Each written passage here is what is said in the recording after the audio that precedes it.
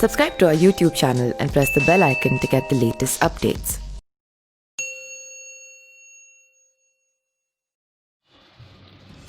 बिहार विधानसभा चुनाव की तारीखों के ऐलान के साथ ही सियासी दलों ने पहले फेज के उम्मीदवारों का नाम करीब करीब फाइनल कर दिया है।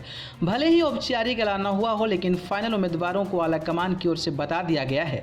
जेडीयू ने भी सोमवार को उम्मीदवारों को सिंबल दिया, लेकिन डुमरांव के दद्दन पहलवान का पत्ता इस बार नीतीश कुमार ने साफ कर दिया। इसके बाद अब दद्दन पहलवान बागी हो गए हैं और निर्दलीय चुनावी मैदान में उतरने का ऐलान भी कर दिया है। जेडीयू से बेटिकट होने के बाद अब दद्दन पहलवान ने निर्दलीय चुनाव लड़ने का ऐलान कर दिया है। दद्दन पहलवान ने कहा कि डुमरांव की जनता दुखी है कि मेरा साथ ऐसा क्यों हुआ।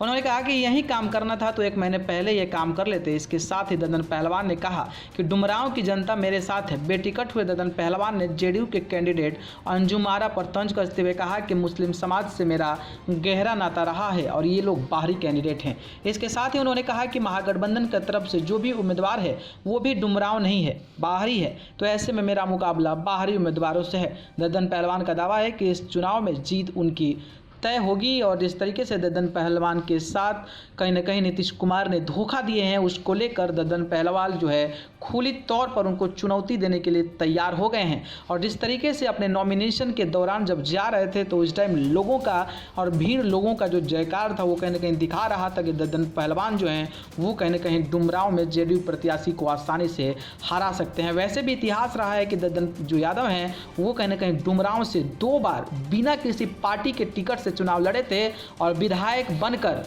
पटना के विधानसभा में पहुंचे थे। तो इस बार भी कयास लगाए जा रहे हैं कि जनता दल यूनाइटेड से कहीं ना कहीं अब बागी हुए नेता दद्दन यादव इस बार भी डुमरांव के विधानसभा क्षेत्र से चुनाव जीतकर बिहार में पटना में जाकर गर्दा मचाने वाले हैं।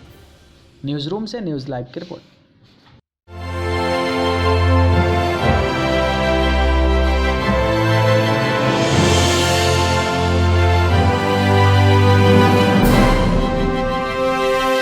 Subscribe to our YouTube channel and press the bell icon to get the latest updates.